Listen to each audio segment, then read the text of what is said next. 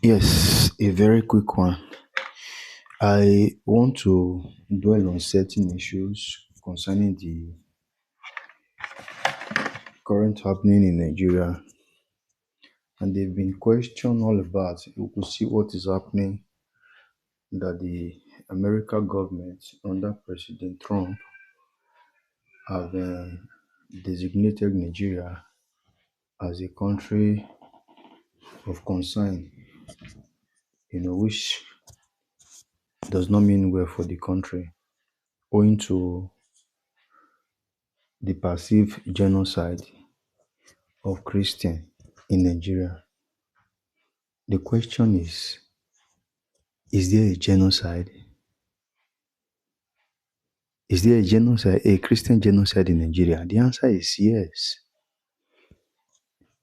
Yes, to start with, there is an agenda. The killings have been ongoing for a very long time now, a very long time. Another question, does America have its own interest? Yes, they do. Now, why is it that it's now they are coming up to speak up? It's not they are coming to defend Nigeria Christian. The killings in the north have been going on for quite some decade now. It's not just a decade, over a decade, 2 decades or more. The reason being that there is an agenda in the north. There is an agenda that has been going on for long by the occupiers. I call them occupiers. The occupiers in the north. The occupiers that have conquered the north. The north. When I say north, permit me to use the word north, I'm referring to the core north. The north is a vast place. You have the middle belt. Now, I'm referring to north. Please permit me, I'm referring to the core north. And that the occupiers conquer the north, conquer the indigenous, the aborigine, which is the Hausa people. The Hausa people were conquered, and today they have no voice and are not included in the scheme of things in Nigeria. They've been subjugated. They've been conquered by these Fulani people. Osman Dan Fodio did not complete the conquest, if I may say, of the entire north, especially in the middle belt.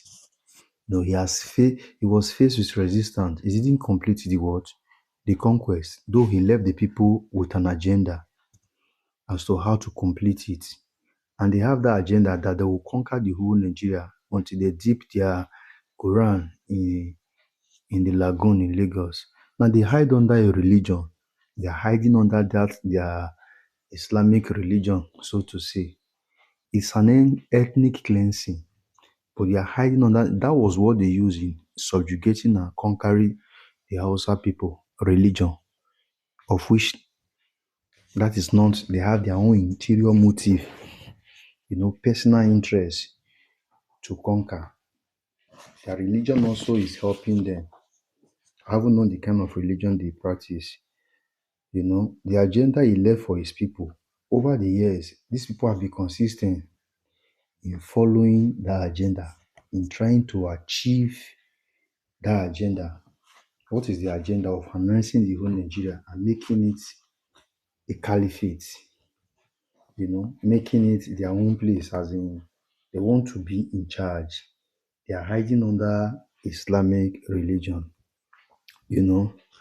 So you can see that if they should complete this their agenda, as in of subjugating and conquering the middle belt, they are not going to stop there. If you see the persistent killings of Christians in the middle belt over the years, is linked to this Dan Fodio agenda. Now, all the leaders in the north knows about it. All of them, they know.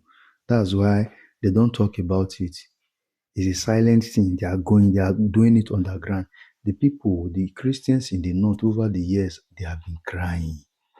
They've been crying for help. They've been crying for help. Even the government. That's why they've infiltrated the government. This Fulani, that's why they are power hungry people. because they know what government power is. With government power, they can actualize their goal. With government power, they can use it to get what they want. That's why you will see them, they want to be the head of every parastatus, they want to be in military, in police, you know. That agenda, they are systematically, consistently following it meticulously. And these people, they can be resilient, they don't give up, you know. I just pray that God will help our country. you know the northern leaders, like I said, they succeeded. They have a way. They are now using northern agenda. They lump all of them together, and they sing the song of united north or arewa, while they are doing everything within their power to making sure that the middle belt, and especially the Christian in the north, we are seeing Christian, because most of those other ethnicity in the north, in the middle belt, majority of them are Christians. That's why they are now calling it Christian genocide. You understand? They are targeting all those ethnics. They want to make sure they wipe them off. You know. Now, if you see what they are doing, they now say, if you see majority of them in the north now, they are crying. Even those ones that have lost their voice, the outside, a few of them that can still have, that still have social media, they will not. They will be saying there is no genocide in Nigeria. This that. Forget it. We all know what is happening. It's been happening for long. They will not ask Muslim among kids haven't killed a lot here, in order to balance it so that eyes will not be on them. They will want to kill small fraction of Muslim. And if you also look at the Muslim that they are killing, they are not the occupiers. If I say occupiers, you know what I mean. There are other tribes, maybe the Hausas and other ones, except for those who now mixed with them. So this is an agenda that they are working. They are trying everything to annihilate the middle Belters, to annihilate them, to make sure they go into hesitation. What is happening now is a fiasco between the core north and the middle belt. Between the core north and the middle belt. The middle belt of Nigeria is trying to find their feet and break free from the yoke of the one monolithic north, which is the Dan Fodio north. They have lobbied in powerful places, and they are now getting the attention and help they wanted. They've been crying for long. Nobody seemed to be listening to them. Now they are beginning to get the help they want. They are getting it now. Yet you can see how all of them are being pained. Don't call northerners. They are pained. It's as if they have been caught for what they've been doing. It's not as if people do. That's what at times I used to tell those Christians in the south.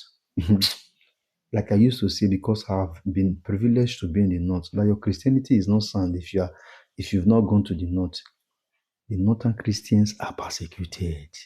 It is here to be a Christian in the north. It is very difficult. I've been there. I know what it is. Those northerners, those core northerners, all of them have been brainwashed. All right from younger age. I was privileged to do my NYC in the north. I know what I saw. In the course of my NYC, I was also doing home lessons. I go from houses to houses, house to house, in doing home lessons, teaching all those people. I know what I saw. There was a time, there is this family, a Christian family. She was not at home. She left her children with some of other children. They are Muslims. There are majority of them are Muslims there. So a time came after they came back, they returned from school, they were to go, because after school they usually go to those their Islamic wherever, where they used to indoctrinate them, where they used to teach them all this nonsense. Many of them are terrorists. I'm telling you, virtually almost all core northerners, they inculcated those things in them. Forget it. For those of them living in the city trying to polish up, that thing is inside them. They need to they need to, look for how to radicalize these people. This child, he could not be left alone. He have to follow his colleague, his friends to their wherever, those where they are teaching them those terrorism stuff. This boy, their head in that their school. I don't know what they call those their Islamic whatever. This is just a child of about 4 to 5 years. They went to lock this boy because he's a Christian inside the toilet. It's not just a Bifinti toilet all those nonsense. The boy was practically locked up in the place, and that boy cried all his life. He cried here. I was pained. I could not do nothing to help the boy. You know, the North is a different thing. You know, so like I said earlier, what is happening now is a fiasco between the core North versus the middle belt. The middle belt are beginning to get the help, but I want to encourage or to warn all those politicians to stay off it, to stay out of it, because this is not about APC, PDP, or ADC, or rather, or AP or Labour Party. It is about the life and death situation. It is about life and death situation. Whatever happened to the middle belt now, the occupiers, when I mean occupiers, because they came from outside, they are not originally Nigerians. The occupiers will not spare other parts of the country. Once they succeed in conquering the middle belt, they will advance. They will have to move forward because their agenda is to have the whole Nigeria under them. They will advance. Their next point, their next target is the southwest. Kogi and Kwara State is an in route to the southwest. They will start with those two states. Before you know it, they end because they have something in common, which is religion. That is what they are going to use to deceive the people, just like they use in deceiving the world. I know our southwestern are wiser, they are smarter. Religion was what they use in subjugating the Hausa. The Hausa is gone. You cannot hear them. They are only using the language. At first, they hide under the language. You were not hearing Fulani. By the time they succeeded, you cannot see, they cannot separate, they say, I'm Fulani. Then they were not saying they are Fulani because they were still doing their work. They've not completed their agenda. That stage has been completed. They have metamorphosed. They are moving to the next stage now. So we'll be smart, be wise. The whole Nigeria should be wise. Yes, there is a genocide. It has been happening for long. Now that the US is stepping in now, yes, they are stepping in because even those ones have their own agenda. It's agenda upon agenda. Those ones have their own interests too. They are pursuing their own interests. I just